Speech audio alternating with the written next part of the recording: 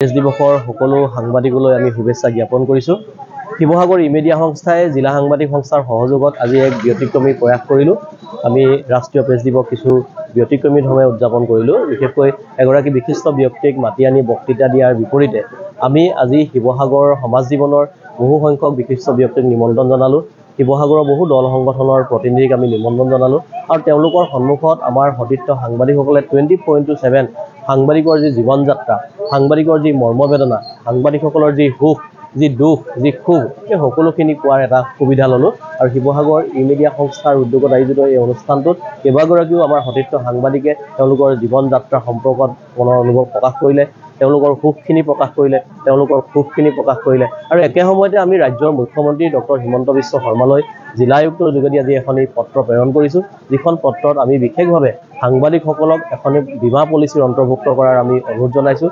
আৰু দীৰ্ঘদিন ধৰি যিবিলাক দাবী সাংবাদিকৰ সপক্ষে উত্থাপিত হৈ আহিছে, সেই দাবীসমূহ যাতে এইখন চৰকাৰে খুব সুন্দৰকৈ ৰূপায়ণ কৰে, এইখন চৰকাৰৰ দিনতে যাতে সাংবাদিকসকলৰ যি জীৱন যাত্ৰাৰ ক্ষেত্ৰত অসুবিধাৰ সন্মুখীন হৈ আহিছে, কোনো ক্ষেত্ৰতে যাতে ভৱিষ্যতে সাংবাদিকসকল অসুবিধাৰ সন্মুখীন নহয়, তেওঁলোকে যাতে এক সুচল জীৱন নিৰ্বাহ কৰিব পাৰে, তাৰ বাবে আমি ৰাজ্যৰ মুখ্যমন্ত্ৰীগৰাকীক আহ্বান জনাইছোঁ।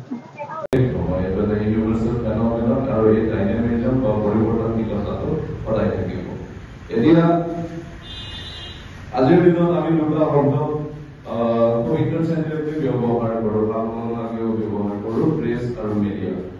যেতিয়া প্ৰেছ ক্লাব গঠন হৈছিল তেতিয়া সংবাদ সেৱাৰ লগত জড়িত যিসকল সংবাদসেৱী আছিল বেছিভাগেই খুব সম্ভৱতঃ 80-90% হয়তো প্ৰিণ্ট মিডিয়াৰ লগত জড়িত আছিল। সেই সময়ত আমাৰ দুটাই মেইন মিডিয়া আছিল, এটা হ'ল প্ৰিণ্ট মিডিয়া, যাক আমি কনভেনশ্যনেলি প্ৰেছ বুলি কওঁ, আৰু এটা আছিলে আমাৰ ৰেডিঅ' যিটো, আৰু কিন্তু সেই সময়ত ৰেডিঅ'টো ষ্টেট কণ্ট্ৰলত আছিল, ৰেডিঅ' অল ইণ্ডিয়া ৰেডিঅ'টো সেইটো চৰকাৰৰ দ্বাৰা পৰিচালিত হৈছিল।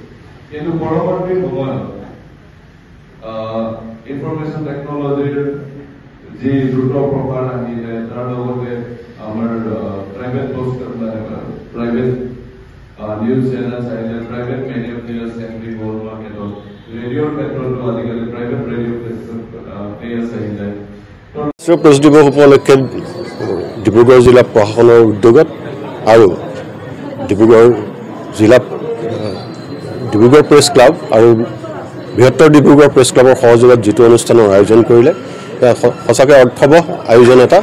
আৰু এই আয়োজনৰ যোগেদি বৰ্তমান সংবাদ মাধ্যম, সাংবাদিকসকলৰ যিবোৰ পৰিৱৰ্তনৰ মুখ দেখিছে, সেই পৰিৱৰ্তনসমূহ কেনেধৰণৰ হৈছে আৰু সমাজত তাৰ কেনেকুৱা ধৰণৰ প্ৰভাৱ পৰিব, সেই বিষয়ে যথাযথভাৱে আলোচনা কৰা হৈছে। আৰু এই আলোচনাৰ জৰিয়তে ফলপ্ৰসূভাৱে যদি সাংবাদিকসকলে বা সংবাদ গোষ্ঠীয়ে যদি তেওঁলোকৰ ভুল শুদ্ধখিনি থিৰাং কৰি কেনেধৰণে সমাজৰ উন্নতিৰ কল্পে কাম কৰি যাব পাৰে, সেইখিনি যদি কৰে তেনেহ'লে যথেষ্ট ভাল হ'ব।